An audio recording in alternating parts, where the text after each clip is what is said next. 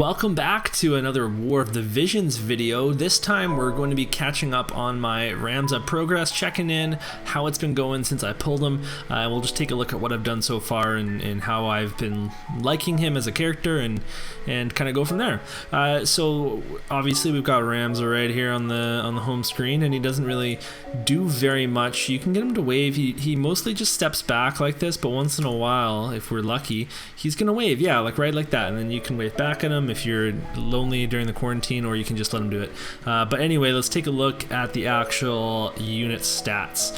So Ramza, spoiler alert, has been amazing so far. I've been putting all of my resources into him, and I have not been disappointed as of yet. So I have him at limit break 4, and I am at 60 shards out of 200. However, I'm going to get 20 in, let's see, about 56 minutes from the daily login, and I'm also going to get 5 on Sunday from the light shop in the whatever the daily unit shop is, the daily element shop.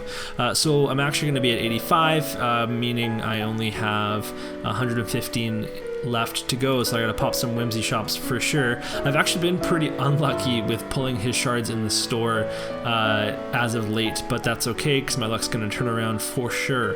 So other than that, I've got him to the limit break 4. He's max level right now, and I have him at awaken 5, and I'll be able to awaken 6 him very soon, because now that the campaign's out, I've got my rainbow shards, and I'm actually going to be buying these thoughts and prisms from the FFT store. So you get 10 a day. So in 3 days, I'll awaken 6 him, and that'll be pretty awesome. And then soon after that, I will fully limit break him and get his TMR, which is okay. It's got a good amount of health, 8 defense, 8 crit evade. Like, it's not bad, not special, but it's just good to have on. It's a good piece of gear, and it has Entrust, which is very nice. Recovers TP, which is kind of cool.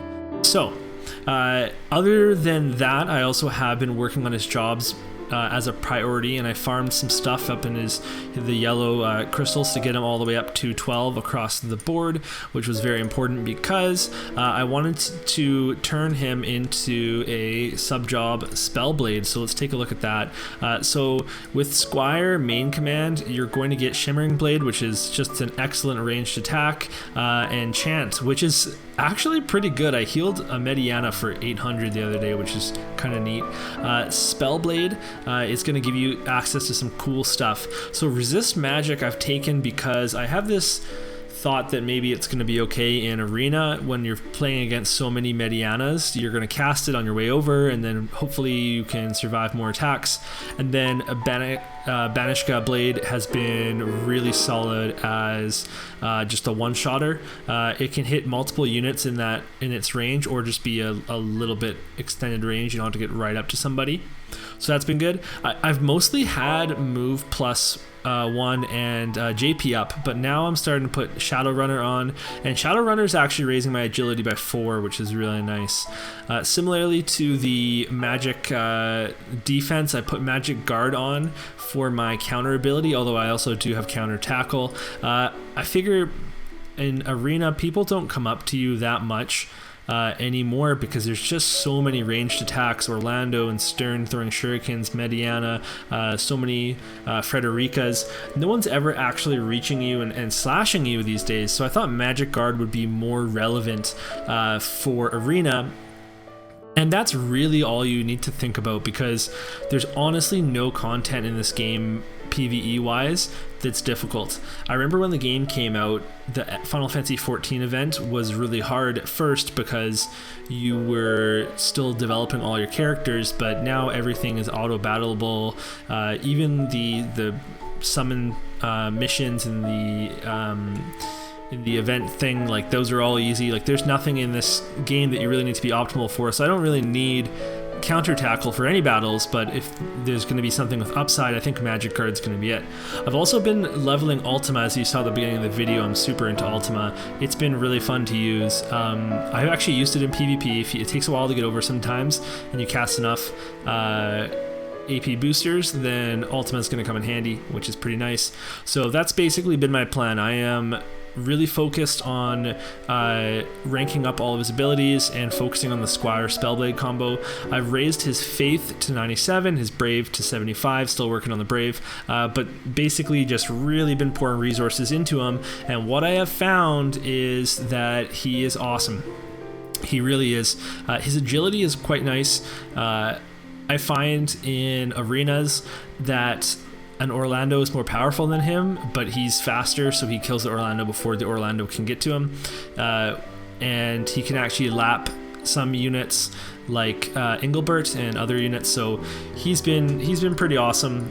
So right now I'm really focused. I want to get him up to the Limit Break 6, Awakening 6, because I really want Triple Blow, just so that I have that chainer for my team. And then otherwise there's some good skills too, like Shout is kind of interesting, and it'll be a Brave booster, and I believe that those go on the Squire main job so that he can still use them, but I could be wrong. Okay, so other than that, other than leveling this Ramza, I've got some thoughts on limited UR characters and limited characters in general. So before I get into that, I just want to explain what I have to do right now. So I've gotten all the Ramza shards I could get from the event, from login stuff, from the challenges, whatever it is. And I even did the Ramza version of this daily login because it's $1.39 every step. So every step you get this reward down here, and then you get the 5 shards up here. So you get 5, 10, 15, 20, and then 20 on the last day. So 40 shards for about like $6 and something. So that's not too bad for me in terms of spending money in the game. I don't really mind spending like $6-7. So even with that, I've had a lot of trouble getting Ramza shards. So what you do is every single day, I do a full refresh of the shop by the end of the day, and this is my breakthrough day at 7 p.m. today. I finally got a nice little boost of shards here. I hadn't seen some in a while, but I update the shop for free. I update the 10, and then I update it again for 50 Visior, and then I check in the shop all day when it refreshes, and then otherwise I've been trying to pop Whimsy shops, and I've only ever gotten 5. I've popped at least 3 to 4 Whimsy shops a day, and I've only gotten I think 5 or 10 Ramza shards from a Whimsy shop so far. So it's really not been very good, and it's been stressful, and it shouldn't be stressful, because if we take a look at the event here, how many days do we have left? We still have 12 days. Like I really should be fine. I think I need something like 10 shards ish a day, and I'm gonna be just fine. But it's still stressful because the thought of not maxing Ramza, even though he's gonna come back, it just bugs me. And what it really makes me not want to get a limited character again, because it's a lot of work. And Mediana coming out at the same time is also like a little bit stressful, because I want to do this exact same thing with Mediana, but I'm actually going to use about exactly a little bit less than this much Visior, and we are getting 500 a day right now, so I have a little bit of wiggle room to buy some Mediana shards. But the grind to get, like, if I was working fully right now, if I wasn't working from home, I would not be generating Whimsy shops, and I would, if I was coaching still, like if there were still sports, like I wouldn't be I'd lose so much time to generate Whimsy shops, and I don't think I could do a limited character. So I really do think it's something you have to really commit to if you want to get the full value of. Or something that I might consider is just go to Limit Break 3 and call it a day.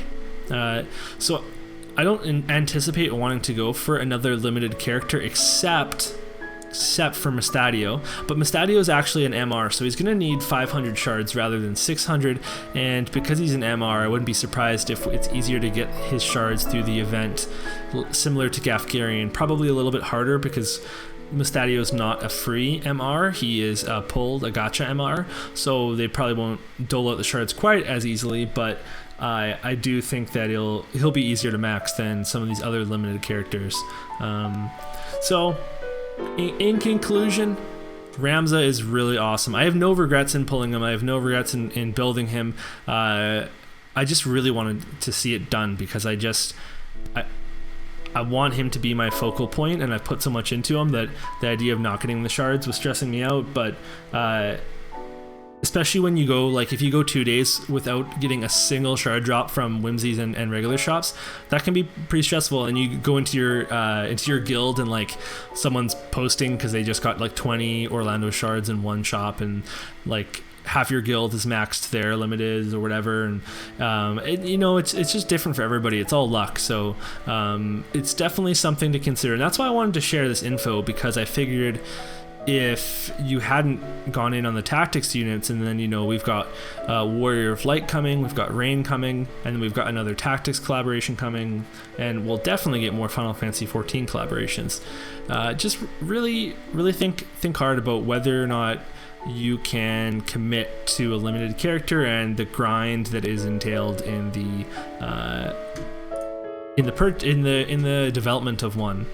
So one final thing I'll share too is that I've been grinding the event quite a bit to make the Whimsy shops pop, and I've actually been able to buy up all the job stuff for Gafgarian and Ramza, and now my plan is to just buy these prisms and thoughts every day. So I need to farm 5,000 a day to get my Light Awakening, and then I'll start getting ice stuff for Mediana after that. So this is really nice. This is the benefit of not going for a limited character.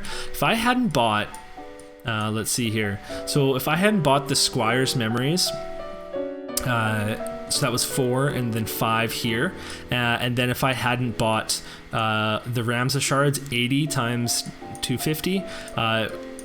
That's a lot of currency that I could have just been buying up all this stuff and developing tons of characters instead, developing the sword, these books, etc. So there's definitely benefits. If you're not pulling for limited characters, you are going to be able to work on the rest of your team quite a bit. And one other final thing is I'm working on the Nagnarok, of course, for Ramza. So I have +3 made right now, and I'm gonna start working on the +4 soon. So that's it.